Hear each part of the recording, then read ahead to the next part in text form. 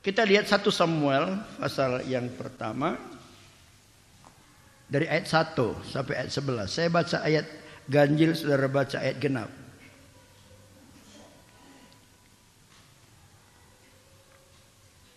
Ada seorang laki-laki dari Ramataim Zofim, dari pegunungan Efraim, namanya Elkana bin Yeroham bin Elihu bin Tohu bin Zuh, seorang Efraim.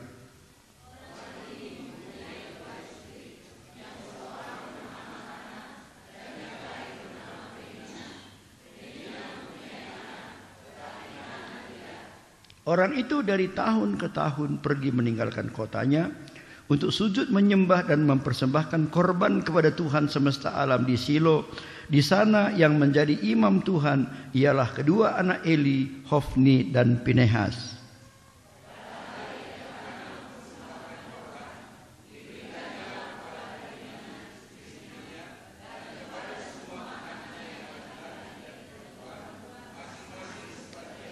Meskipun ia mengasihi Hana, ia memberikan kepada Hana hanya 1 bagian, sebab Tuhan telah menutup kandungannya.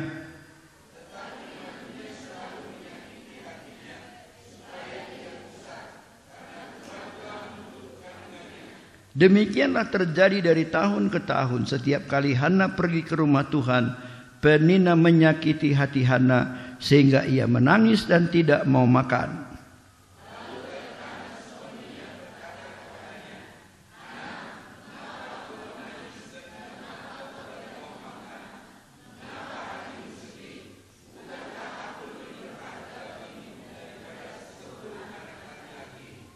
Pada suatu kali setelah mereka habis makan dan minum di Silo, berdirilah Hana sedang Imam Eli duduk di kursi dekat tiang pintu bait suci Tuhan.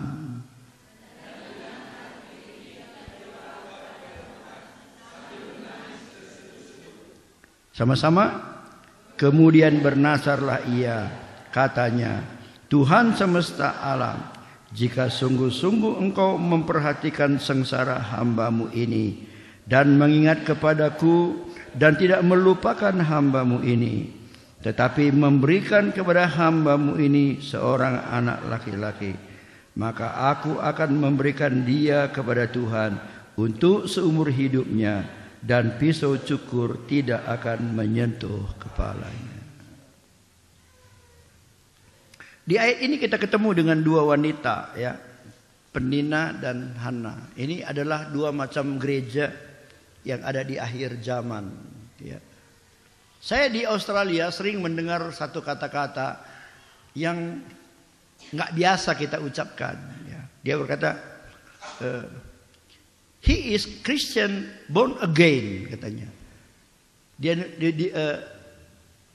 Mereka memberi komentar tentang Perdana Menteri Australia. Dia berkata, dia adalah seorang Kristen lahir baru. Kalau di sini kita jarang kenal, ya dia Kristen lahir baru, itu Kristen nggak lahir baru, nggak. Kita biasanya di sini cuman dia Kristen, dia bukan Kristen, gitu. Biasanya. Jadi Australia sangat terasa antara orang Kristen yang sungguh-sungguh dan yang tidak sungguh-sungguh. Padahal di sana semuanya orang Kristen. Idul Fitri itu hari raya nggak sama sekali nggak terasa, nggak ada suara apapun, nggak ada orang pawai, bahkan nggak ada pakai ninja, nggak ada, sedikit pun nggak terasa. Kenapa? Karena semuanya di sana orang Kristen. Tapi kenapa ada istilah dia Kristen lahir baru? Kenapa? Christian born again. Karena di sana semua orang Kristen yang ke gereja hari Minggu cuma 2%. Hanya 2% dari orang Australia itu yang ke gereja. Jadi 98% enggak. Tapi mereka orang Kristen. Tandanya mereka orang Kristen, mereka masih pakai salib, kalungnya. Minimal seumur hidup mereka 2 kali datang ke gereja. Pertama waktu mereka menikah, dan yang kedua waktu mereka mati.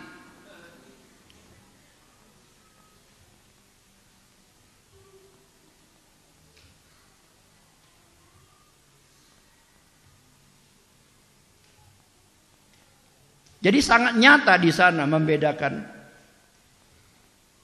mana Kristen yang sungguh, mana yang nggak sungguh. Kenapa ada Kristen sungguh dan nggak sungguh? Nah, nanti kita akan pelajari secara berikutnya. Tetapi biasanya orang Kristen yang hidup secara kedagingan itu lebih cepat menghasilkan. Cobalah ada satu orang Kristen yang jualan jujur, sama orang Kristen yang jualnya nggak jujur. Kok kelihatannya yang nggak jujur malah untungnya lebih gede? Orang yang kerjanya bungakan uang itu kok cepat kaya?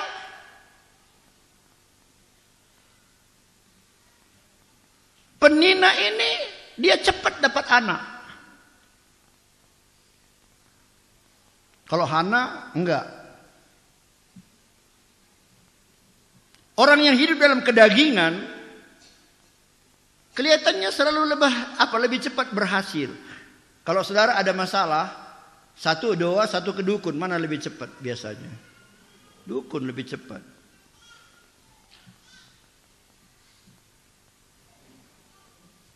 Tapi cepat enggak selalu berarti baik, kan? Ada seorang ibu bawa anaknya pada pendeta, tolonglah didik anakku supaya jadi hamba Tuhan, masukkan sekolah Alkitab. Oh boleh kata pendeta. Lalu si ibu tanya, berapa lama butuh waktu untuk menyekolahkan anakku ini? Oh iya, 3 tahun, 4 tahun. Wah lama sekali. Bisa enggak Pak 3 bulan, 4 bulan? Supaya jangan lama. Lalu si pendeta bilang, Bu, kalau ibu menanam sesuatu ingin cepat berhasil, tanamlah tomat. 3 bulan 4 bulan sudah berhasil. Tetapi Bu, 3 bulan 4 bulan kemudian sudah mati.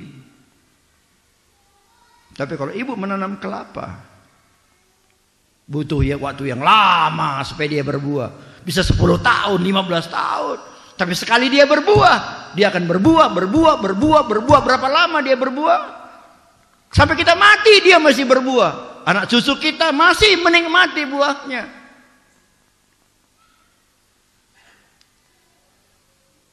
Coba tanya sebelah saudara, kamu lebih suka Kristen tomat atau kelapa? Bilang.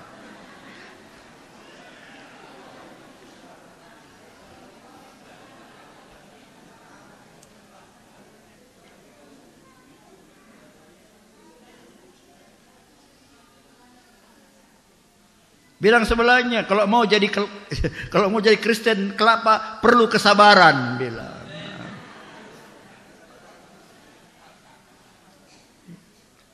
Bilang sebelahnya, jangan cuma anakmu yang namanya sabar, bilang.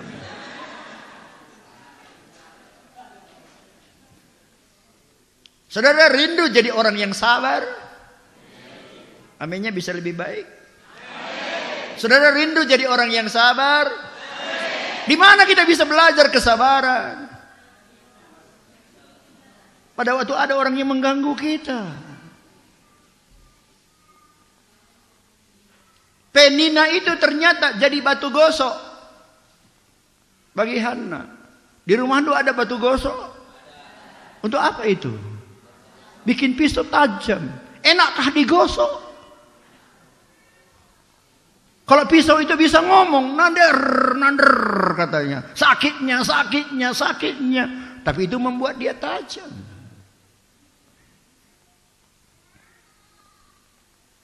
Penina menyebabkan Hana lebih dekat dengan Tuhan.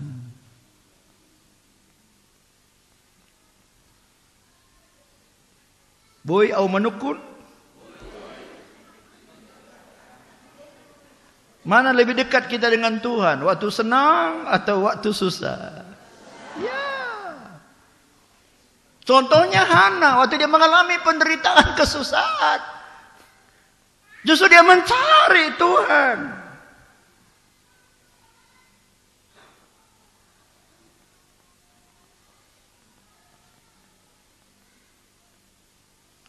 Coba kita baca Mazmur 119 ya. Ini sering kita baca ini. Mazmur 119.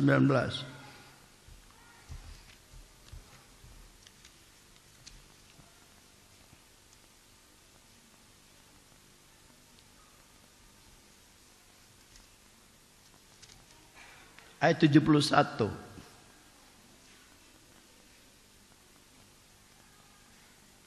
Sama-sama baca, 1, 2, 3.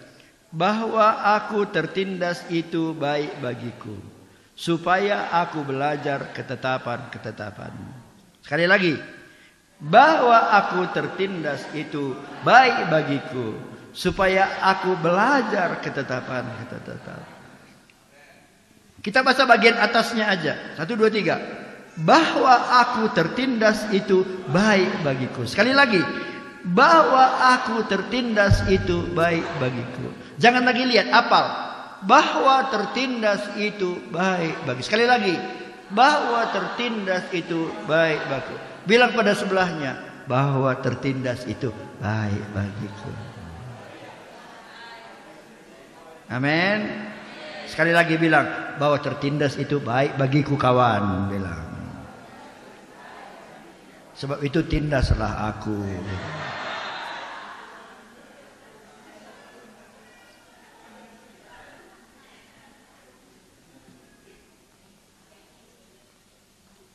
Waktu ada tindasan, waktu ada gangguan, justru itu membawa Hana dekat dengan Tuhan. Semua kita mau dekat dengan Tuhan, bukan?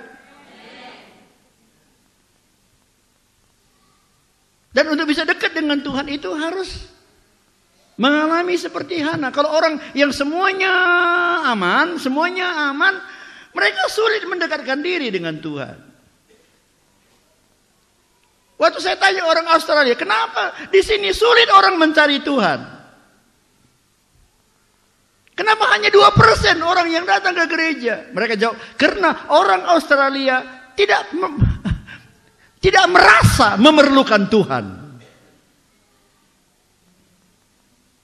Kenapa mereka merasa tidak memerlukan Tuhan? Karena semuanya udah aman. Mau kerja, banyak pekerjaan. Gajinya semua tinggi-tinggi. Di sana kalau kita kerja, minimal setahun sekali kita bisa jalan-jalan ke luar negeri. Jadi kerjaan mudah, gaji juga oke. Bagaimana kalau kita malas? Malas juga tidak masalah. Di rumah aja tidur-tidur, nggak kerja-kerja, dibayar pemerintah $1.000 satu bulan. 7,5 juta gaji tidur-tidur. Aku bilang kalau di Indonesia begitu, semua orang Indonesia nggak mau kerja. Tapi di sana $7,5 juta rupiah itu, $1.000 itu hanya cukup untuk makan lah, untuk kehidupan sehari-hari cukup. Tapi kalau mau nabung, mau beli mobil, mau beli rumah, mau jalan-jalan itu nggak cukup. Harus kerja gitu. Tapi orang malas aja dapat $1.000. Orang malas. Gimana kalau sakit? Pergi ke rumah sakit gratis, berobat. Gimana nyekolahkan anak kita? Anak kita pemerintah yang sekolahkan.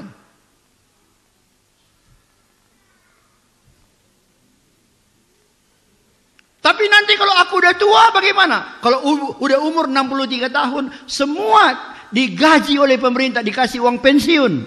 Semua dikasih uang pensiun. Jadi kalau dalam kondisi begitu, apalagi yang mereka perlukan? Kenapa kita memerlukan Tuhan? Karena kita sering sakit, Tuhan sembuhkan aku. Mereka nggak perlu minta tolong sama Tuhan, ke rumah sakit aja sembuh. Kenapa kita memerlukan Tuhan? Sering terancam, ya Tuhan, hari ini nggak ada lagi beras Tuhan. Mereka gampang pergi kepada pemerintah, daftar, aku sebulan ini nggak kerja, terima langsung $1.000, aman. Kita memerlukan Tuhan karena Tuhan, anakku mau sekolah, nggak ada uang sekolahnya, nggak ada baju seragamnya. Di sana pemerintah udah tanggung semua. Sampai mereka itu enggak memerlukan Tuhan. Satu-satunya alasan kita untuk menginjil pada mereka. Kalau kita mau menginjil, karena kita bilang, nanti kalau mati kamu kemana? Sorga atau neraka? Dan karena sudah mapan, jangan-jangan mereka pun udah enggak percaya lagi ada sorga.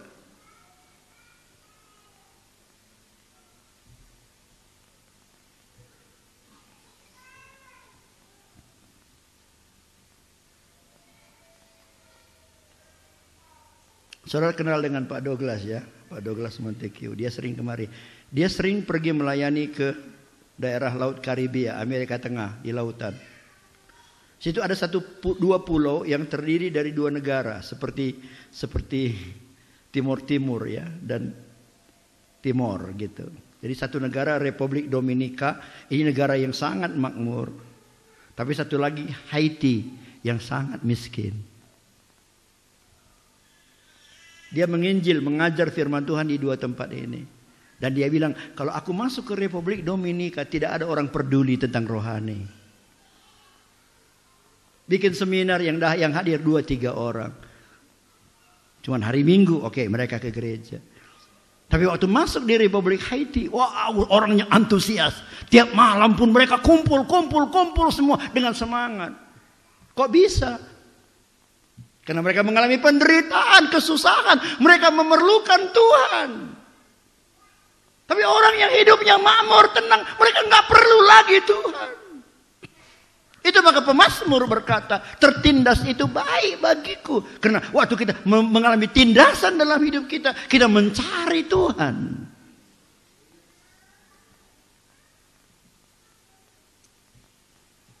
Bilang sebelahnya, kalau kau menderita pun kawan, jangan mengeluh, itu baik bagimu. Ya.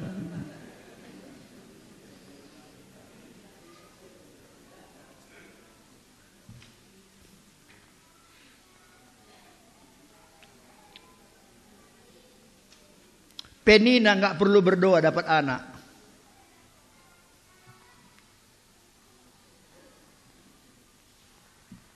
Baru menikah setahun, lahir anak. Tahun depan lahir lagi anak. Tahun depan kembar lagi mungkin. Oh cepat tiap tahun tanpa doa. Wah. Tapi Hana untuk dapat satu anak aja, dia harus bergumul, dia harus berdoa, dia harus cari Tuhan. Saudara suka mana? Penina atau Hana? Yang betul. Kan ada juga orang kena nggak dapat anak cari jalan pintas kan ke dukun. Ada juga.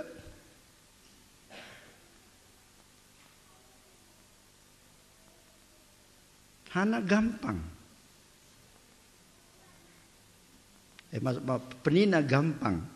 Hana berjuang. Saudara mau dapat piala? Mau? Gampang, tiap minggu saudara bisa beli piala. Asal ke Pekan Wartolndu, ke Pekan Lobakndu, singgah sebentar ke toko Bukit. Minta piala, beli. Kalau seminggu sekali kamu beli satu piala, 1 tahun dia udah 52, taruh situ semua. Ada yang sebesar gini, yang besar-besar.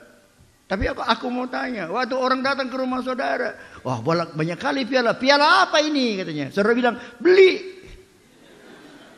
Ada rasa bangga? Nggak ada. Aku dulu punya satu piala putih, bukan sekarang kan kayak kuning. Dulu putih, kayak mangkok-mangkok kecil. Aku pulang ke Brastagi, aku bawa itu, aku taruh di lemariku. Kenapa? Karena aku bangga. Biarpun itu kecil, itu hasil perjuanganku. Aku juara cerdas cermat Alkitab dan juara solo nyanyi. Bangga aku karena itu nggak beli-beli. Hasil perjuangan. Penina ini seperti punya banyak piala, beli.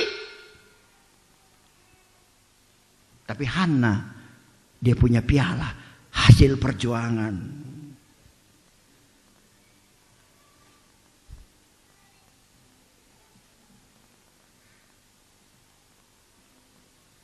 Jadi kalaupun hidup kita nggak mapan, nggak masalah.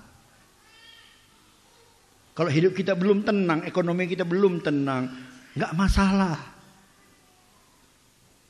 Bilang nggak masalah. Bilang sebagai kalau hidupmu pun belum tenang, tidak masalah.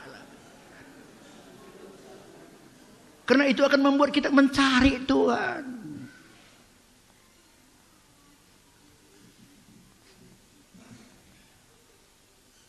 Saya ada beberapa kabar baik.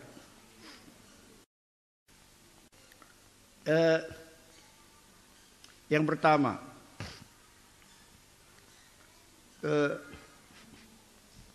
dulu kira-kira 3-4 tahun lalu, ada seorang ibu pendeta kena cari hotel udah penuh, dia ingat nama saya. Itu tahun 2002. Jadi udah agak 6 tahun. Akhirnya dia tanya orang, dia masuk kemari. Akhirnya nginap di sini. Dulu jalan kita belum dibatuin pun, masih tanah, masih lumpur. Dan waktu itu dia berdoa, dia bilang, Tuhan, kalau Tuhan memberkati aku maulah nanti bantu ini supaya jalan ini jangan becek gitu. Ibu pendeta itu. Nah, kali ini aku ketemu dengan dia. Waktu aku ketemu dengan dia bilang, wah, aku dulu udah janji loh katanya sama Tuhan. Udah bernasar aku. Dan kalau nasar itu harus ditepati. Kalau enggak diberkati Tuhan. Jadi Pak Surbakti, aku mau bantu ya. Itu pembuatan jalan itu katanya. Ya syukurlah ya kan. Tapi kalau dia bantu nggak bantu pun nggak masalah. Kalau dia bantu udah selesai, nggak perlu doakan lagi kan. Kalau dia nggak bantu nggak apa-apa, kita berdoa terus. Mana lebih baik, berdoa atau nggak berdoa? Huh? Kalau berdoa ya nggak usah datang dulu uangnya ya. Akhirnya dia bikin cek, dia tulis cek. Ya memang di dalam pikiran saya sih itu belum cukup, tapi paling tidak itu kan udah tanda bahwa Tuhan mau ini jalan ini diberesin gitu. Aku udah telepon rantai supaya tanya Bapak NASA kira-kira berapa biayanya. Rupanya mahal gitu. Katanya kalau di hot mix itu, di aspal itu butuh 200 juta. Kalau pakai paving block gitu, seperti yang di kaki lima itu perlu 150 juta. Tapi aduh banyak kali nih. Mungkin lebih hemat itu kalau kita semen aja gitu. Tapi akhirnya sebelum saya berangkat dia bilang, Pak udahlah, aku nggak tahu berapa sih biayanya. Inilah yang tergerak di hatiku. Cukup nggak cukup pakailah ini. Dan dia tulis, dia isi satu cek, dia kasih sama saya. Di kamar saya buka, di dalam ada cek sejumlah 60 juta. Dan saya pikir-pikir kalau kita semen aja itu semen, mungkin ya kalaupun nggak cukup ditambah-tambah sedikit lagi. Dan waktu aku pulang, ada orang bilang aku mau kalau untuk mau nyemen di sana aku kirim nanti molen sama mesinnya katanya. Molen, tahu kan mesin? Molen untuk ngaduk semen itu yang muter-muter itu. Aku kirim nanti katanya. Ya syukurlah. Kok dikirim. Tapi kalau enggak dikirim pun tetap sama. Tertindas itu baik bagiku. Karena aku belajar ketetapan-ketetapanmu. Amin. Amin. Yang kedua ada kabar baik lagi. Ada satu yayasan namanya Compassion. Ya, Compassion. Ada 80 gereja yang mau ikut dengan Compassion ini. Dan kita terlambat nggak tahu, tapi akhirnya kita diizinkan juga bikin permohonan kalau bisa gabung gitu. Akhirnya ternyata dari semua itu di Tanah Karo cuma 2 yang diterima. Satu dari Gereja Sidang Jemaat Allah di Brastagi, satu lagi kita. Hanya 2 yang diterima. Apa artinya Compassion? Artinya semua anggota-anggota jemaat kita yang hidupnya susah, ya, semua anggota-anggota jemaat yang hidupnya susah, gitu. Tapi ada ada persyaratannya, ada radius-radiusnya ya. Itu yang susah, itu umur 3 tahun sampai 8 tahun, maka itu akan disekolahkan oleh Compassion. Mereka yang menanggung semua keperluan sekolahnya sampai umur 22 tahun. Itu kalau jadi sampai sarjana muda, udah bisa itu sarjana muda. Mereka akan menanggung semua biaya itu. Wah, itu kabar baik juga ya. Jadi mungkin ini hasil doa-doa saudara juga yang mungkin ya, tapi nanti ini kan orangnya nggak semua harus dilihat. Nggak mampu itu gimana, rumahnya gimana. Kalau ada keretanya ya berarti mampulah dia, ya kan. Kalau TV-nya 40 inci, wah berarti ada lagi parabolanya. Iya, aku nggak mampu. Itu mah bohong, ya kan. Ya, ada persyaratan. Tapi paling tidak kita bisa merekrut siapa aja. Jangan, bukan cuma anggota kita, tetangga-tetangga kita. Kalau saudara tahu ada kawan-kawan saudara, family saudara yang tinggal tidak begitu jauh lah dari tempat ini, yang nggak bisa nyekolahkan anaknya, hidupnya pun susah gitu, bisa daftarkan nanti kita masukkan supaya mereka disekolahkan oleh Compassion. Jadi ini semua kabar baik. Amin. Tapi seandainya saudara sudah daftar, lalu ternyata nanti ditolak oleh Compassion, tidak masalah karena tertindas. Itu baik bagiku. Kalau dibantu puji Tuhan, kalau tidak pun jadi. Karena pembantu kita yang sesungguhnya adalah Tuhan. Jadi jangan nanti gara-gara itu sakit hati sana, sakit hati sini.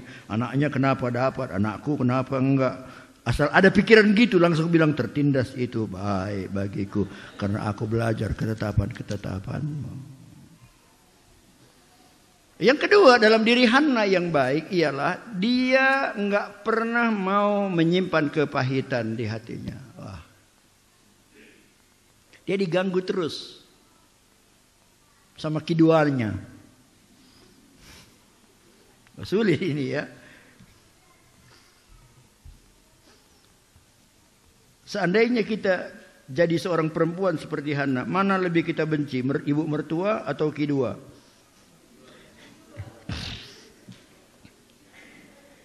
Sulit sekali. Dia diam aja pun, diam di sana, diam di sini pun kita udah sakit hati, ya kan? Tapi luar biasanya Hana ini oleh kiduanya itu, oleh Penina diganggu selalu. Dia tidak mau menyimpan kepahitan.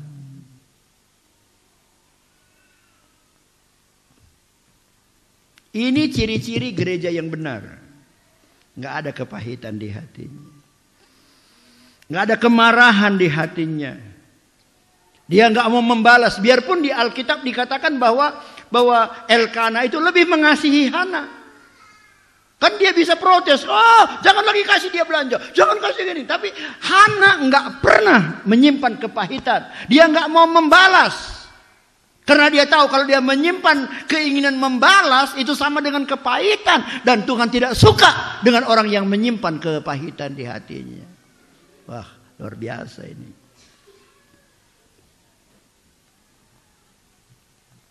Tapi ada anggota GPD Ora Elabora yang bilang begini. Aku gak benci sama dia. Tapi kalau ngomong sama dia aku malas. Gimana kira-kira? Kira-kira udah amannya ini? Hah? Belum ya?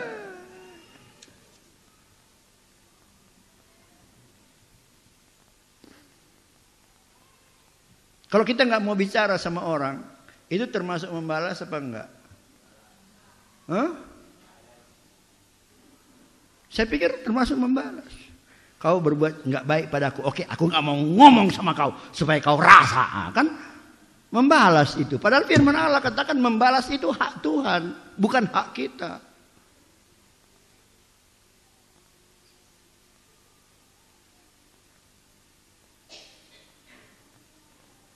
Luar biasa Hana ini. Kenapa akhirnya dia diberkati oleh Tuhan?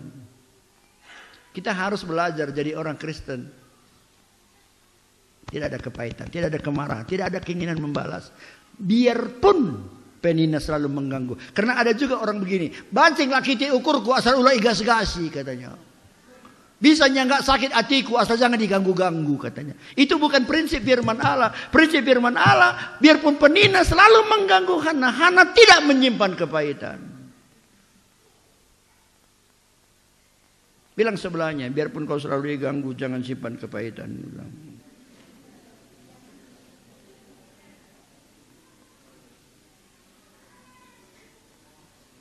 Kenapa Yusuf diangkat oleh Tuhan?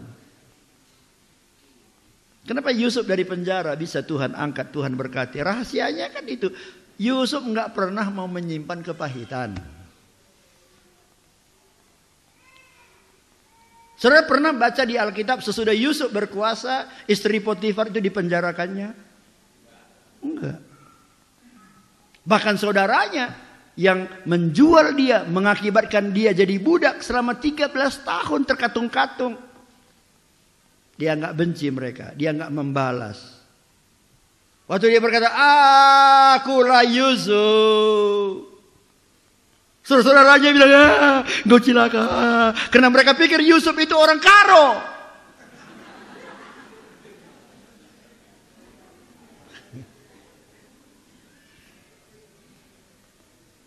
Tapi Yusuf bukan orang karo. Yusuf orang Kristen. Kamu orang karo atau orang Kristen? Mereka pikir Yusuf akan balas. Pasti dimasukkannya kita lagi ke sumur. Dijualnya lagi kita. Enggak. Biarpun mereka yang membuat Yusuf sengsara, Yusuf enggak pernah mau menyimpan kepahitan. Dia peluk saudaranya. Jangan takut saudaraku. Karena biarpun kamu dulu menjual aku, itu semua dalam rencana Tuhan. Lagi pula untuk apalah kita menyimpan kepahitan? Rugi. Bapak-bapak pernah ada 2 butir pasir di sepatumu? Pernah? 2 butir pasir. Pasir kan kecil.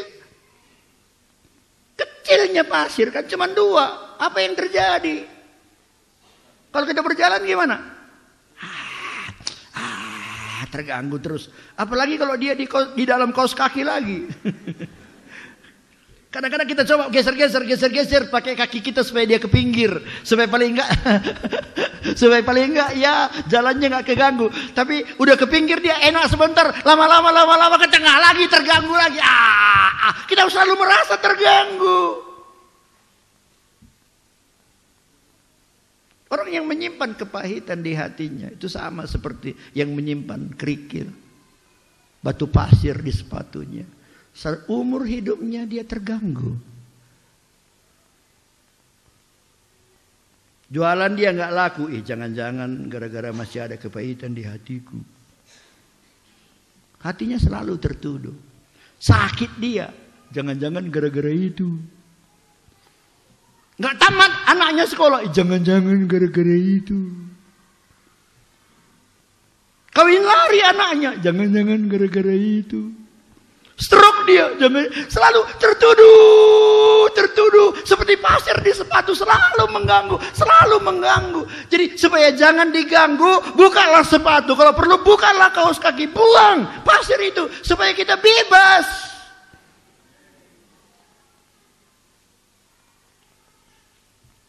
Bilang pada sebelahnya, buang pasir dari sepatu undu. Udah bilang? Lalu tanya dia, mengerti kamu apa maksudku? Apa katanya? Mengerti enggak? Mengerti.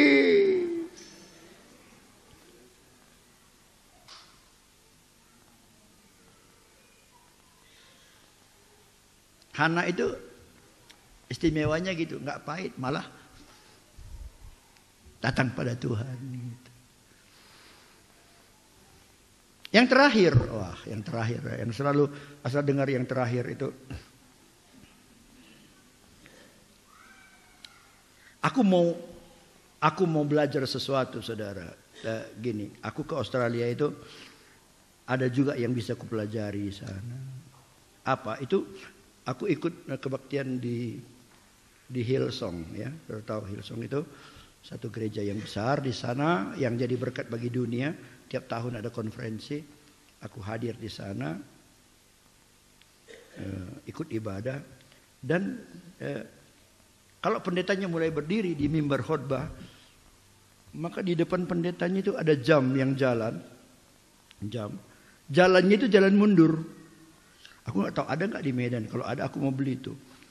Jalan yang jamnya jalan mundur. Jadi langsung truk 30 menit gitu. Lalu mulai 29, 28, 27, 26 gitu mundur. Pas 0 harus berhenti khotbah. Berarti khotbahnya cuma setengah jam. Doakan ya supaya kita dapat 1 jam seperti itu. Jadi pendeta pun khotbah nggak capek-capek lagi. Setengah jam selesai semua. Oke.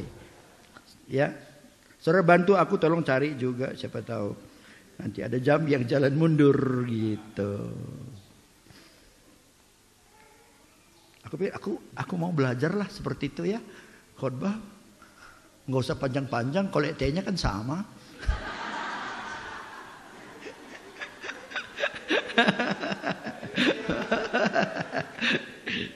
Karena bukan panjangnya yang bikin kita diberkati, amin. Justru gimana hati kita terbuka untuk firman Tuhan, itu yang membuat kita diberkati. Oke, yang ketiga, dalam ayat yang ke-17, kembali kita kepada 1 Samuel tadi, Samuel pasal 1 tadi, di ayat yang ke-17,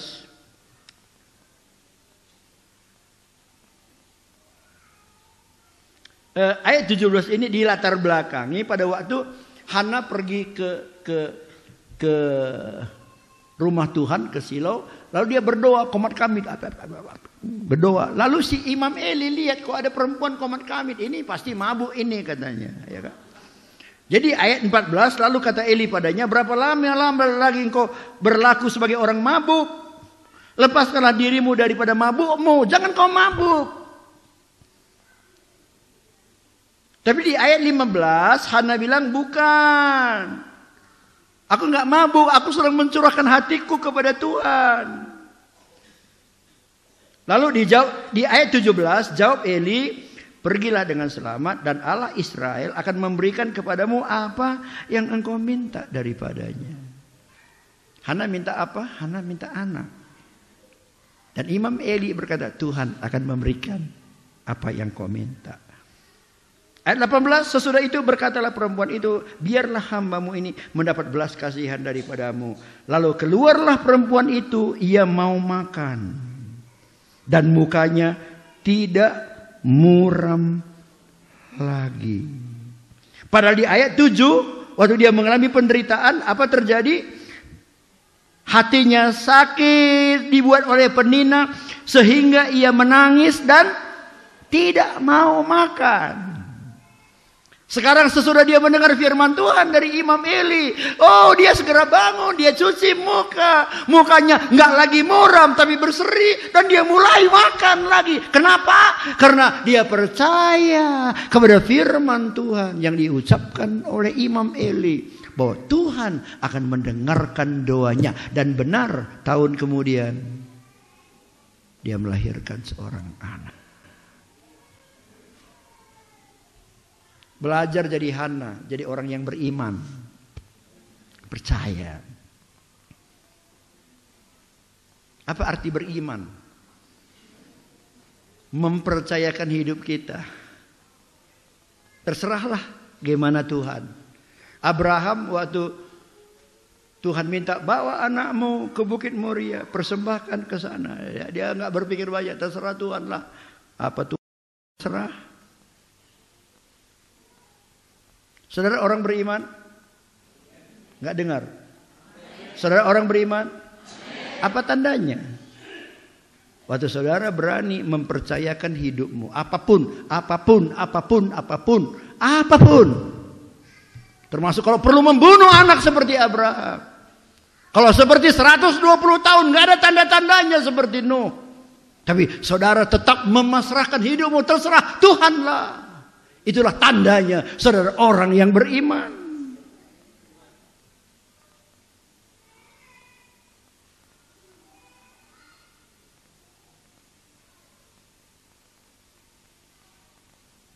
37 tahun lalu. Aku bilang kepada istri saya, maukah engkau menikah dengan aku? Dulu belum istriku. Maukah engkau menikah dengan aku dan ku bawa ke Brastagi? Dia nggak tahu di mana Brastagi. Dia nggak pernah keluar dari Pulau Jawa. Dia nggak tahu aku berapa bersaudara. Dia nggak tahu di Brastagi nanti entah kujualnya dia. Dia nggak tahu rumah tempat tinggal di Brastagi nanti bagaimana. Dia nggak tahu mamaku kejam atau tidak kejam. Dia sama sekali nggak ngerti tentang apa yang ada di sini. Tapi satu hal, dia percaya kepadaku. Iya. Itu bahasa Ibrani. Dia percaya padaku. Dan dia berkata, aku mau. Dan dia berangkat. Dalam pikiran terserah. Apapun terjadi di sana terserah. Aku percaya kepada suamiku ini. Sampai di sini. Dia nggak kujual. Sampai di sini ku kasihi dia. Ku jadikan dia sebagian dari hidupku. Kemana-mana aku pergi, aku bawa dia. Hasil dari kepercayaannya. Waktu dia berani mempercayakan hidupnya padaku. Seharusnya begitulah kita dalam Tuhan juga sama. Waktu kita berkata, aku orang percaya. Berarti udah gak usah pusing lagi. Pokoknya tugas kita bagaimana memuliakan Tuhan. Bagaimana menyenangkan Tuhan. Hal yang lain Tuhan akan melimpahkan berkat-berkatnya di dalam kehidupan kita.